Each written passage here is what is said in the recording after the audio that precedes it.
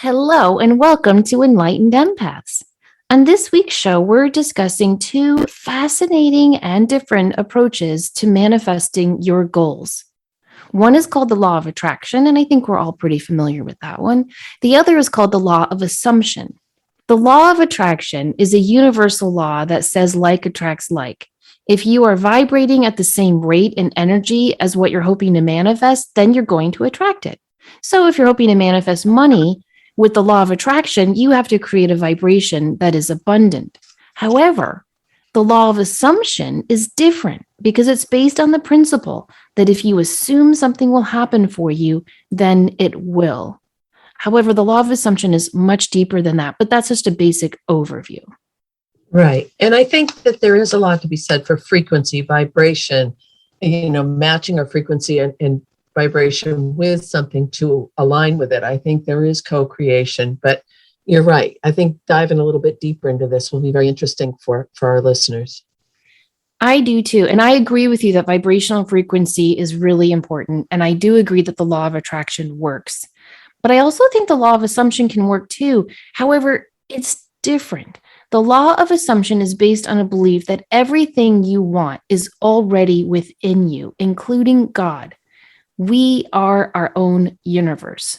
So the law of assumption states that if you want to manifest something, you have to assume that the universe is inside of you, that you create everything around you, including the world as we experience it. Whereas the law of attraction says the universe or your higher power will help you manifest your goals when you enter the same vibrational field of what you are hoping to attract. Okay. It's almost like that Venn diagram. Like you have the law of attraction in one circle, you have the law of assumption in another circle, but they do have that shared middle. I think there's some overlap between the two. I definitely think there's shared overlap. I just think there's a real difference that I didn't even recognize until I started doing research for this show. Because, for example, the law of attraction, if you're going to use that, you are a co-creator. So you're appealing to a higher power. You are using prayer and petition and pictures and visualizations and all sorts of things and tools and tricks to get your energy up and up and up so you can match the vibration of the positive thing you want to attract. With the law of assumption, you are the creator. So this idea was popularized through the work of Neville Goddard in his books like his treasury of all his books together is called The Power of Imagination. Fantastic read, highly recommend it. Where he says that we manifest whatever is inside of us, not what we're hoping and wishing for. Can I share a story that I included in my November newsletter real quick? Oh, I'd love that. Yes. It's a quick parable that some of you might have already heard before. This is from spellbinders.org. And it says, a traveler came upon an old farmer hoeing in his field beside the road. Eager to rest his feet, the wanderer hailed the countryman, who seemed happy enough to straighten his back and talk for a moment. What sort of people live in the next town? Asked the stranger. Well, what were the people like where you've come from? Asked the farmer. They were a bad lot, troublemakers too, lazy, the most selfish people in the world, and not a one of them to be trusted. I'm happy to be leaving those scoundrels. Is that so? Replied the old farmer. Well, I'm afraid you'll find the same sort in the next town. Disappointed, the traveler trudged on his way, and the farmer returned to his work. Sometime later, another stranger coming from the same direction hailed the farmer, and they stopped to talk. What sort of people live in the next town? He asked. Well, what were the people like where you've come from? Asked the farmer. They were the best people in the world, hardworking, honest, and friendly. I'm sorry to be leaving them. Fear not, said the farmer. You will find the same sort in the next town. So doesn't that remind you of the law of assumption where whatever is within you, if you think everyone is a scoundrel and lazy and useless, that's what you're going to see. Whereas if you think everyone is loving and trustworthy and loyal and kind and friendly, that's what you'll see. I love the parable. And I do think there's a lot of validity to that, yes. And then the realist part of my brain is kicking in, and I'm kind of riding that middle line between the two. Like there's going to be scoundrels and there's going to be wonderful people. But I agree, what you look for is what you'll find, what you're putting out, what you want to attract. Or if you're not, maybe it's time to look in the mirror and say, what is it that why do I keep attracting this into my life? Why do I keep drawing this same lesson in over and over and over again? Right. Because one of the things Neville Goddard says, and if you don't like books that use the Bible as metaphor or story, you might not like his work because he mentions the Bible all the time. And one of the things he says is that when Moses says to God, the burning bush, at that big moment, and he says, "Who are you?" And God says, "I am that I am." Neville Goddard uses that to say that we are not that we are God, but that God is within us. And it's that I am phrase that is so important. And he has like an entire chapter on what a strange answer that is. And it's so funny, Denise, because when something is just like marinated inside your cells since I was a baby going to church, I would always hear, "I am that I am." And I never really thought a whole lot about it because it was just always there. But it is a strange answer, isn't it? Mm-hmm. It is. I am that I am. And so let me open up my big book of Neville Goddard. He says, this I am is within you, the reader. This awareness, this consciousness of being is the Lord, the God. I am is he or she that should come. Stop looking for one another. As long as you believe in a God apart from yourself, you will continue to transfer your power to your conceptions, forgetting that you are the conceiver, you are the creator. Wow. Well, and I think it's interesting because so many affirmations, they encourage you to start with, I am strong, I am powerful, I am capable, whatever your fill in the blank is for that. Even you can feel it, like feel how different that is when you say I am and you turn it into an affirmation. It gives you, it's like you're owning it more. Yeah. With the law of assumption, it says there is no free will for everyone else because everyone else is merely a projection of you and your assumptions. So if you want someone to change, you have to change how you see them, what you assume about them. When you change your internal state of mind, views, and beliefs about others, then everything changes. Okay, this was mind-blowing for me, and I don't know how I feel about that. What popped into my mind was years and years ago, I taught in this desert town in the middle of nowhere at a high school level, and there was a poetry. Everyone had to write poetry, and I was teaching special services at the time. And there was this one young man in my program, and they wanted us to do it too. And I thought, oh my goodness, this is going to be so painful. And they had a big open house, and people were reading their poems. So the person I least expected wrote this poem that brought tears to my eyes. It was very simplistic. It was very basic, but it was directly from the heart and very creative and very beautiful. And my assumption had always been, there's no way in hell that kid's going to write anything that could be shared or would have that level of depth. And not because of special services or not, it's just the kid had some behavioral stuff going on. But I think that my assumption shifted completely once I heard that. And from that day on, I saw that person through completely different eyes. And I think this kind of goes back to the show we did on judgment and acceptance, is that sometimes when we do look at someone we take off the rose-colored glasses or the blinders, or we understand we see someone with empathy and compassion and understanding, that it does erase those assumptions we might have had about them. I agree. It's just, I believe so strongly that God has given us all free will. Oh, I have no doubt that, and I say that before every reading, subject to change and free will.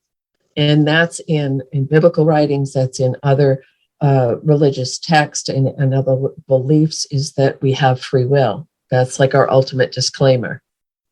So That's where I'm going back to my Venn diagram, that I think you can believe in the law of assumption and the law of attraction, and neither one needs to be more or less than the other. It might just be perspective.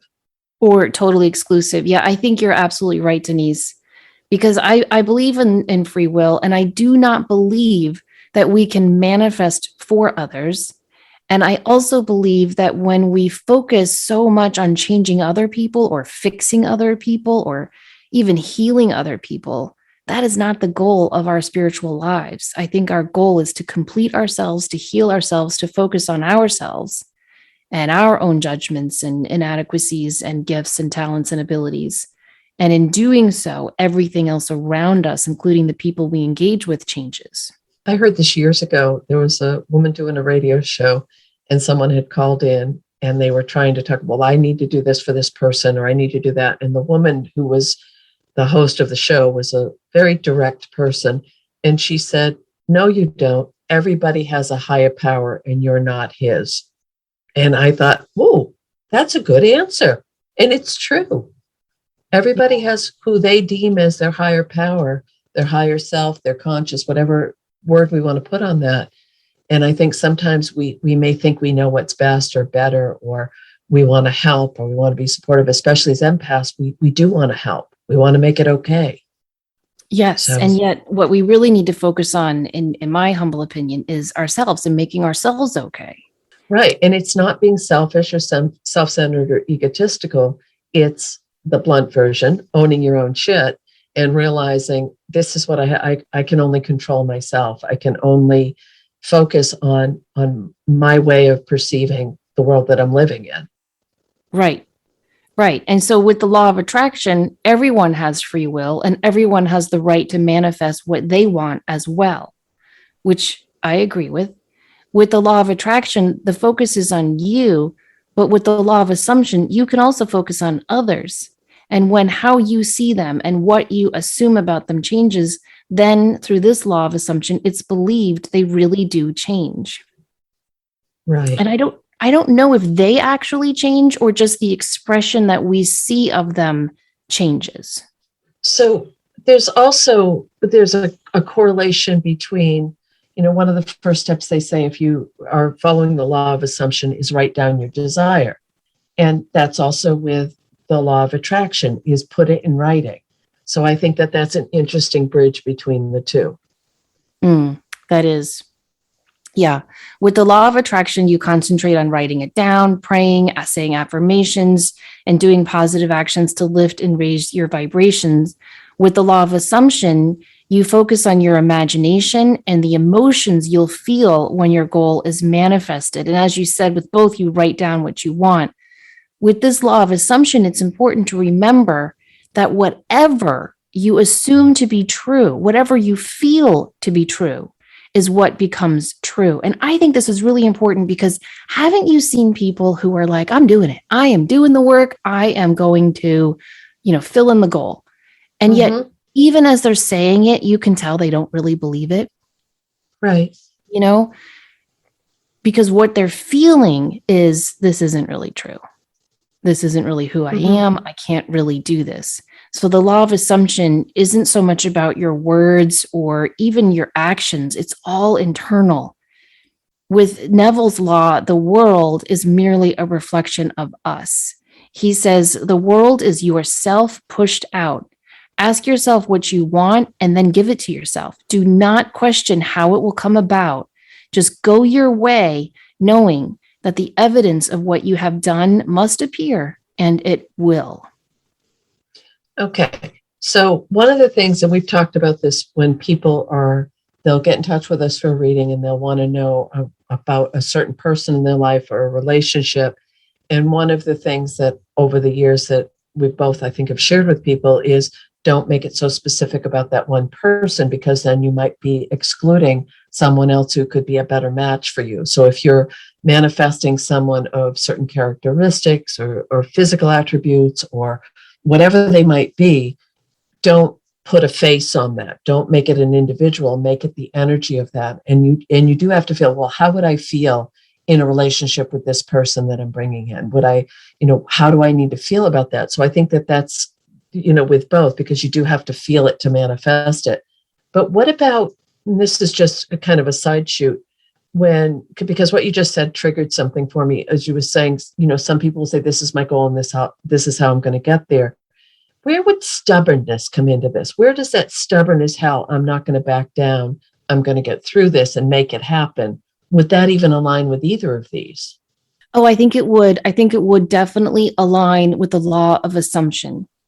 Okay. I know a lot of stubborn people in my life, and I have seen them attract the things they're being stubborn about. You know, I have no base of knowledge with that. I've told this story before, but I'll tell it very briefly again. I have a friend and her husband took a new job that she was not happy about. He did not question or discuss it with her first, which would have pissed me off too. But she was really angry. And she kept saying, I know it's going to fail. It's going to fail. I know it's going to blow up in his face and he's going to learn that he needs to listen to me and talk to me about this stuff in the future. I just know. And she was so stubborn about it. And I kept saying to her, you know, we attract what we think is going to happen. And so just be careful in your words that you're saying. And she kind of rolled her eyes at me like, oh, okay. Well, the business failed. It blew up in his face. Oh. And so I do think that that stubbornness that can align very strongly with this law of assumption. And I think it's the stronger energy that wins. So I don't think that the subconscious gives a crap about who's right or who's wrong. All of this manifesting happens in our subconscious.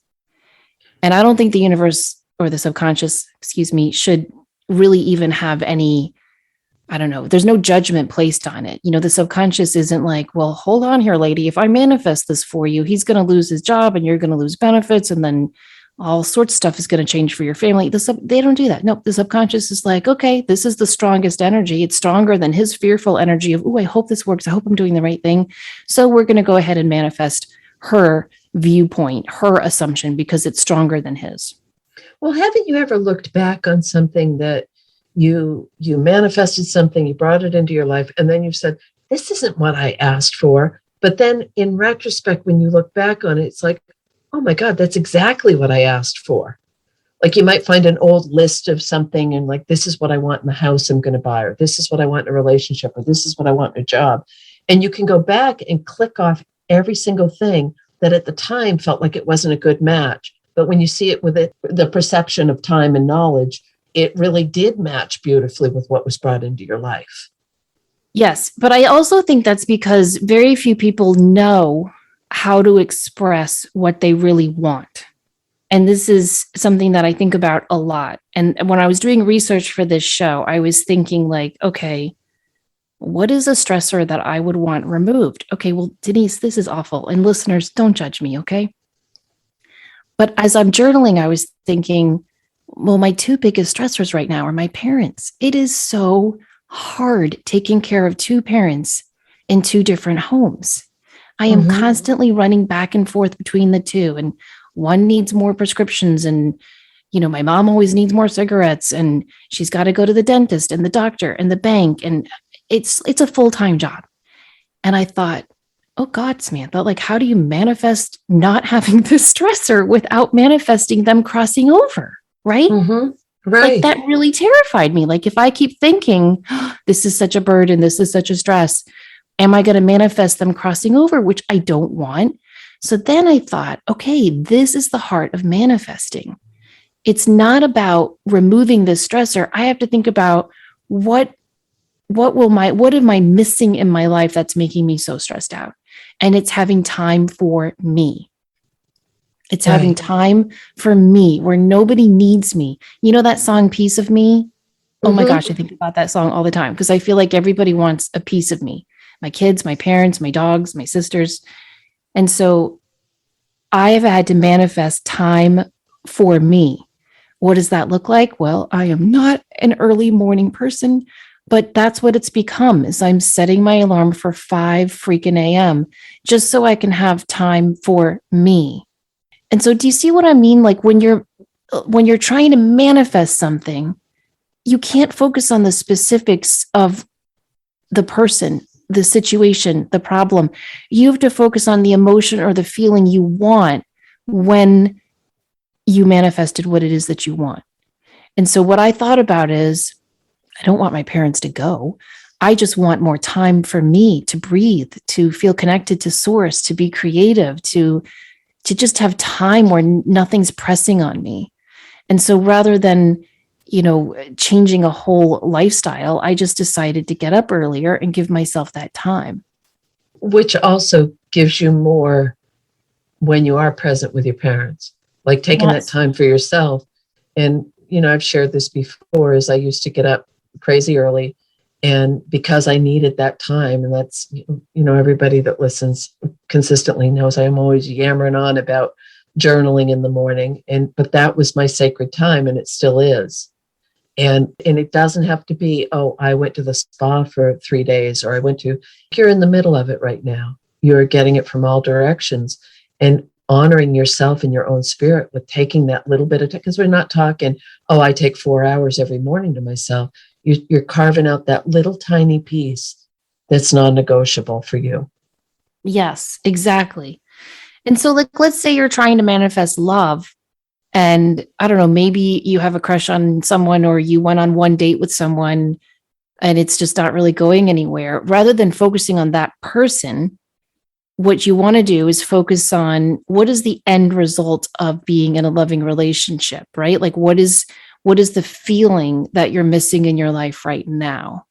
Is it just sex? Is it romance? Is it companionship?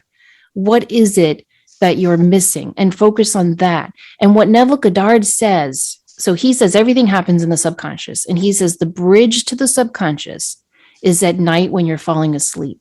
And so this is the prime time when you lay in bed at night. Don't watch TV. Don't listen to a podcast. Don't listen to music. Lay in bed with your eyes closed and imagine the feeling of what you want to manifest. Visualize it happening for you and to you and with you, and you visualize yourself creating it. And as you go to sleep, very often it'll settle and sink down into the subconscious. I like that idea.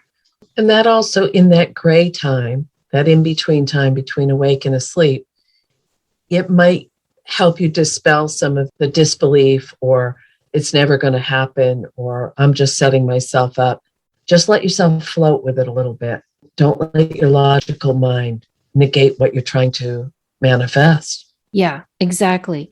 And I think that what you have to do as well, especially with this law of assumption, is get really honest about who you are, what you think and believe, and how you see the world and yourself. Because haven't you known people who are super positive and light and fluffy on the outside? But if you really listen to their words or the space between their words, you hear all sorts of negative stuff. Very much so. And that's what they're going to manifest, not the light, fluffy, fun stuff they're saying on the outside, but the internal stuff they're saying on the inside. You made a good point a minute ago about what popped into my head was when you're honest with yourself about what that is for you. Let's use the relationship example again. For some people, it's about, I need someone who can communicate with me verbally, emotionally, in written form. They want that text every day. They want that email. They want that connection. They want that conversational. So if they have someone come in that hits everything else on their list, but someone is more or less a mime and doesn't communicate, they're not manifesting what they really want. But they might try to make it fit and say, oh, but this person has all of these other attributes that I really like. But if your thing that you really, really need is communication, then honor that and realize it's okay to get what you want. That is so hard to watch. I have a friend who's doing that right now with a new relationship, and he is not checking off all the boxes on her list. And she is just making the square peg fit into a round hole and won't listen to anything. And there's nothing you can do. And this is one of my new mantras. I am meeting people where they are. Yes. Just wherever you are on your path, I am meeting you and honoring you and recognizing you and just letting it be. And that's one of the things that Neville Goddard says continually in his books. Do not fight against a problem. A problem will only live as long as you are conscious of it. Exactly. And you're right, because someone may be, and I've heard someone say this, it's better than being alone, or it's better than the unknown, or it's better, and the devil versus the one you don't. So that comes back again full circle to someone else's reality may not be ours. but it's theirs, and that makes it okay for them. Yeah, exactly. And maybe, maybe this woman isn't ready to be alone fully. I don't know. I love being alone right now. And let me tell you, you got to bring it if you're going to enter my world. And to watch someone just acquiesce to someone who's, not the best person for her, it's hard. And yet I feel like I just have to let her be where she is and hold space with her. And I'm not going to stop saying, well, what about, have you considered? But I am going to support her. So if we're coming back to the law of assumption and the law of attraction, it's more that she's attracted someone into her life, not the law of assumption that she's manifested this. Yes, I think that's right. Okay. Yeah, it reminds me. Remember when John Holland used to always say, if you want a man, you can have a man. Have you ever heard that speech he always gives in the law of attraction? He's like, if you want someone in your life, you can have someone in your life. You don't want someone in your life, though. You want your love in your life. Right. Okay, so another thing I want to talk about, though, is kind of looking at the subconscious versus the conscious. So the subconscious is considered feminine. It is the womb of creation. And the conscious is considered masculine. It is where we generate ideas and put them into motion. The subconscious is controlled and fed by feelings, whereas the consciousness is controlled and fed by thoughts. So I think that's really important. The subconscious is like a womb creating our thoughts into reality. The subconscious receives and recognizes these ideas only as feelings and emotions. Therefore, if you want to manifest something in your life, you must get control of your feelings. Neville Goddard says, be careful of your moods and feelings, for there is an unbroken connection between your feelings and your visible world. Your body is an emotional filter and bears the unmistakable marks of your prevalent emotions. Which, for all of us as empaths, this is pure gold. Yeah. That's exactly how we navigate the world. It's exactly, everything comes through that filter for most of us.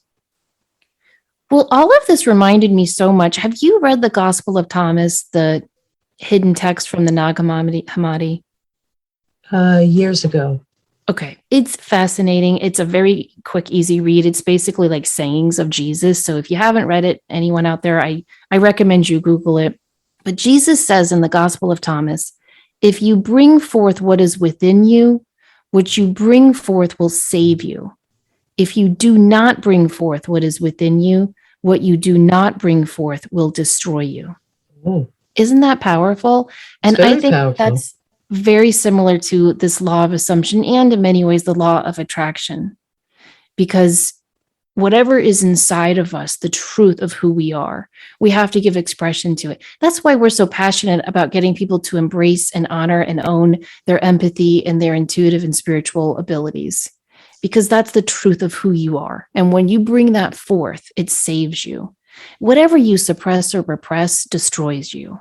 And I think we see that all the time in physical and emotional illness and psychological and spiritual blocks on our path. True. Very true. Yeah. He also says in the Gospel of Thomas, if those who lead you say to you, look, the kingdom is in the sky, then the birds will get there first. If they say the kingdom is in the ocean, the fish will get there first. But the kingdom of God is within you and outside of you. Doesn't that sound a lot like this Neville Goddard stuff? Very much so. And there are, again, similarities between the two. But when you're following the law of assumption, one of the first things they say, write it down, all those things. But it is about clearing your mind out, isn't it? It's about any distractions, getting them out of the way, whatever's blocking your ability to see what you want. So you can quietly let that question, you can quietly make that connection with your inner self about the wonderful things you're assuming and want to manifest. Yes, exactly. And so I think it's I don't know, something about the law of assumption kind of scares me because I'm very familiar with the law of attraction. I know how to use that and work with it, and it comes easy to me. The law of assumption, I think it can be a little frightening if you think about it, because it's saying that whatever is inside of you, truly inside of you, even if you're hiding from it, you don't want to look at it, you don't want to face it, confront it, doesn't matter. That's what you're manifesting all the time. And so there's so much self-responsibility with the law of assumption. Whereas the law of attraction is all about like, I'm praying for it, I'm writing it down, I'm doing a goal book on it, I've done a crystal grid for it, I'm visualizing it, I'm keeping my vibes happy, I'm playing fun, uplifting music, woohoo. Whereas the law of assumption is like, oh, no, whatever is inside of you all the time, consistently, is what you're manifesting all the time. And so if you don't like yourself and you see yourself as ugly or failure or not living up to your expectations, not only are you going to keep manifesting that, but you're going to see that reflected in other people around you too. And that's a terrible way to go out in the world. And other people may not see that about you, but you're right. If that's the way you're seeing yourself, that's going to override whatever anyone else is telling you or seeing you to be. Yeah. Yeah. And remember back the Secret, when The Secret was really big, The Secret's Secret, everybody's watching The Secret, you can, law of attraction. But then a couple of years after, they said, it doesn't work unless you feel it. Like you have to feel it. So that's probably about the time that the law of assumption started to really gain traction. Yes, which surprises me because, hold on, let me see. I think Neville Goddard wrote this in the 1920s, 1940s. There we go. So it's, all of this stuff. I mean, then, Jesus said this over 2000 years ago. So this has always been around, but it hasn't been popularized. I think really What the Bleep Do You Know may have started popularizing that. Do you remember that documentary? Yeah, I do. I loved that. And so this law of attraction, law of assumption, they are very, very different. You're right, Denise. There is a Venn diagram here where you can have some overlaps and overlays. And I think you can work with them together, possibly as well. But I like that the law of assumption is so honest and true. I like that it works with this idea that we are creating our reality all the time with not our thoughts, but with our feelings. Right. So basically, you're taking the power of your imagination to bring something into fruition and matching it with the frequency of what you really want in your heart. Do you think people ever want something negative and they're not aware of it? Or do you think that I don't know what I'm trying to ask. I guess what always has scared me a little bit about Neville Goddard's work is the impartiality of it. Because really what he's saying is we're manifesting all the time, which means we can manifest our fears just as much as we can manifest our hopes and dreams. And it's the stronger one that wins. Well, I'm a mom. I have a lot of fears, right? Don't you? I mean, I'm afraid every time I send my kids to school with all the stuff going on in the world. And so I have to get control of that. And I have to believe that my prayers of protection that I put around my kids and their high school and their fellow students is enough. But that type of stuff, if you get too far down that rabbit hole, it can get kind of scary. It very much can.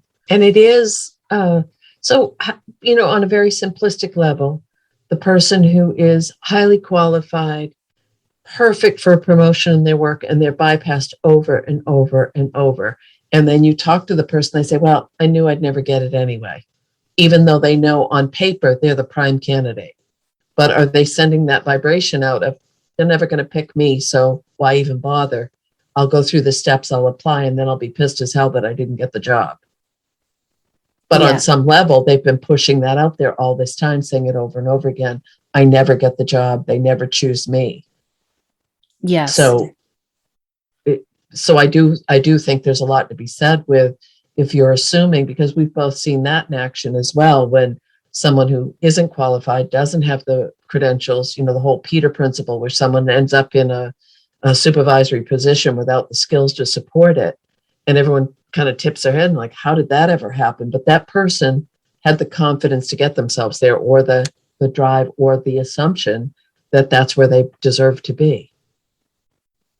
Yes. And sometimes those assumptions arise in childhood from the labels placed on us.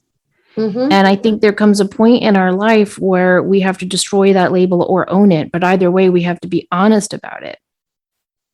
You know, I've spent years killing my labels. As a kid, my mom used to always say, "You're almost whatever, fill in the blank." Like I remember in elementary school, I scored 2 points below the requirement for the gifted program. Mhm. You know, my mom fought and got me in that damn gifted program, right? In high school, I was 3 points below the SAT score needed to get into my college of choice. Like, just, I felt like everywhere I turned, I was almost good enough, but not quite. And so I started calling myself the almost girl. Like, I almost would get whatever I wanted, but it was like, you're 2 points below, or, slightly above average. It's a tricky place to live. And so I have had to spend the last 20 years trying to kill that label of the almost girl. It's hard work. It's not overnight. No, and I think another layer of that is if you've chosen to live your life differently than the way you were brought up in your family of origin. If you've changed social strata, or if you've moved to a new location and reinvented yourself, or if you've overcome bigotry, or if you've done something that is very different from your family of origin, socioeconomic background, something who would have been your defining characteristics coming in, that's huge work, huge work. But on some level, you had to assume that you were capable to make that break. Yes, and that you have the strength within you. Well, that's why we're such advocates of the LGBTQ plus community, because think about that quote from Jesus. If you bring forth what is within you, what you bring forth will save you. If you do not bring forth what is within you, what you do not bring forth will destroy you. And I think about all these people throughout millennia who were not able to live their truth because of stupid societal rules and customs. Mm-hmm. And it's one thing I'm so positive and enthusiastic and excited about with some of the changes going on in the world is you can be who you want to be. You can let the truth of you be free. And I think that is such a gift that we are living now in this 21st century. Yeah, there's lots of problems in the world, but that's one positive thing I think we can all focus on is that we can bring forth what is within us. We don't have to live a lie. We don't have to push anything down, Mm-hmm. Whatever you want to do, you can do. Whatever you want to be, you can be. And I just think that is such a great thing. However, I mean, you're right. On a lesser level, or well, let's not put a hierarchy to it, but let's say you come from a family of attorneys and everyone in the family goes to law school and you don't want to go to law school. I just met a man. Denise, I want to do a whole chatty show on this man I met one day, if you don't mind.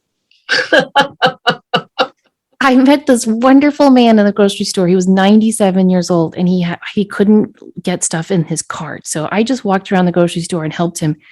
And he has fought in World War II, the Korea War, and the Vietnam War.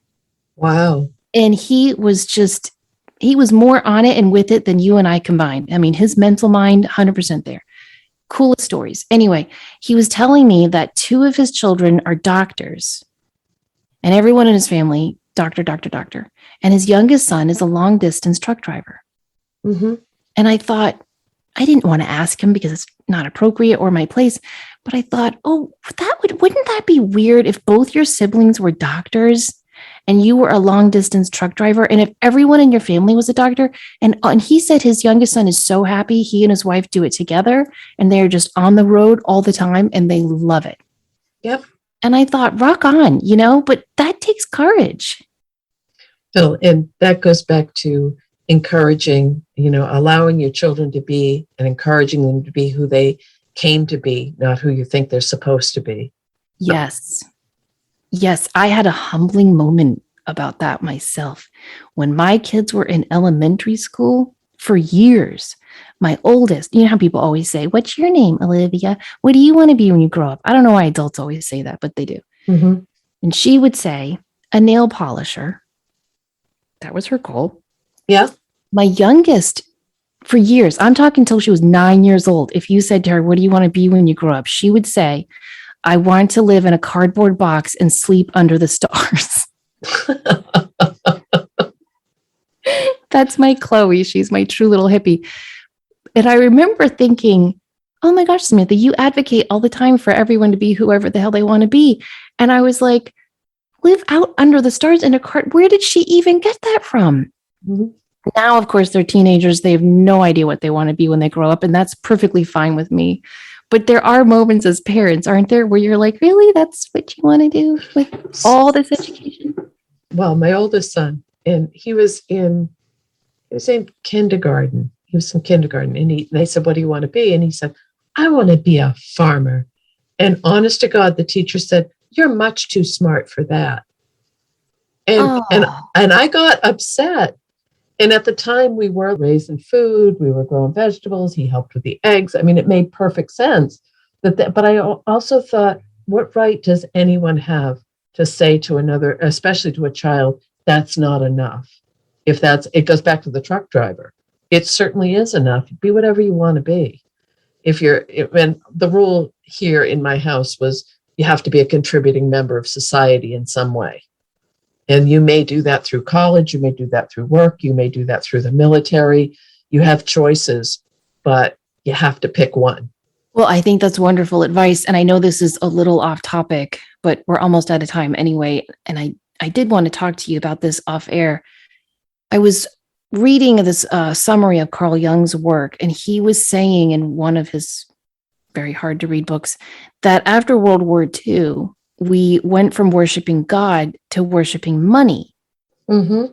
And he said that he agrees with Nietzsche, that that people don't believe in God anymore, even though they might go to church or synagogue or temple. And that what we're really doing is worshiping money because it's the only substitute we have for a higher authority that gives our life meaning. And I was sitting, my oldest daughter is in college and she's picking her major, and my middle daughter is applying to colleges. So there has been a lot of talk about careers around the dinner table in these last year or two. And my oldest daughter is such a writer. She's already writing a novel about time travel that I know I'm a mom, but it's blowing my mind. It's fantastic. I really want her to get her MFA and teach writing at a college and work on being a novelist. I know that's her true goal. And she keeps saying to me, that's a pipe dream. It's not going to work. I need to go to law school. And I'm like, no, you can do whatever you want to do. Like, what are you talking about? You're a fantastic writer. If you want to do it, do it. No, I need something more solid, more stable to rely on, blah, blah, blah. And it's just made me think, so much about how we do put such a preeminence on the money that these careers will make. It's not right. And one of the things their dad and I have always said is we are so proud, selfishly, that we chose careers not based on money. We chose careers based on service and true love and joy for the work. And I think that's a great inheritance to give your children, that you do what you love. Right. Everything else will follow. Don't you agree? Mm-hmm. And I was talking to a younger person recently, and I had just listened to someone talking about, the real goal isn't, the job to make the money. It's the job to give you the quality of life that you really want to enjoy. So instead of focusing on, I'm a doctor, a lawyer, a teacher, a construction worker, a nail salon, it doesn't, whatever you choose to be, and making that your whole goal, your life, your identity. This person who was speaking was saying, no, you have a job that can provide you with the time, energy, and resources to do what you really love in life. And if you're lucky, you get to do it. It's both. And I was talking to this younger person who said, oh, I've already got that down. I have a really low-key job. I show up, I do my job, they pay me. I know I could do more. I know I could do better, but it gives me all the time and money I need to do what I absolutely enjoy doing. And I thought, wow, this person was, I don't know, mid-20s maybe. And I thought they already have figured that out. That it makes so much sense that they're mid-20s, because I'm telling you, these new generations they're tuned in and turned on. They get it. Right. Which is wonderful. Which does go back to what you were saying earlier about that shift from honoring a higher power or God or religion or whatever that might be, and then switching that to money and power and more of an egoic stance, from my own opinion. Yeah. And I think when it all comes down to it, everything that we're trying to manifest, it all comes down to love. It Mhm. really does. I mean, people want relationships to feel loved. I think people want money to feel loved because it's a way of saying, oh, look at you. You're successful. I like you. I think people, everything people want. I think if you whittle it down to its root, it's all about feeling and being loved. Again, if what you love is making six figures and having that lifestyle that goes with it, or seven figures or eight figures, then that goes back to what we've been saying throughout this whole show. That's the energy. That's the law of assumption. That's what you want. There's nothing right or wrong about it. There's no judgment. No, That's what you should follow. But if that isn't your driving goal or what you really feel drawn to do, that's okay too. exactly. Bring forth what is within you, and what you bring forth will save you. I think that's really the best rule to follow, whether you want to call it law of attraction or law of assumption. Mm-hmm. This is just a fascinating discussion to me, and we hope it's been fascinating to you as well. Again, most of the law of assumption information you can find in Neville Goddard's work. Law of attraction work probably would be Wayne Dyer or Abraham Hicks' work would be a great reference, don't you think? Yes. And if you have any comments or stories you want to share about the law of attraction or law of assumption, you can always email us. And don't forget, we're collecting stories of validations from our loved ones in heaven. You can share those with us at enlightenedempaths@gmail.com, or you can message us on our Facebook page, Enlightened Empaths. If you want to find us individually, you can find me at samanthafay.com. Denise's website is thegratefulmessenger.com. We look forward to connecting with you, and we'll see you next week. In the meantime, show up, do great work, and share your light. Take care.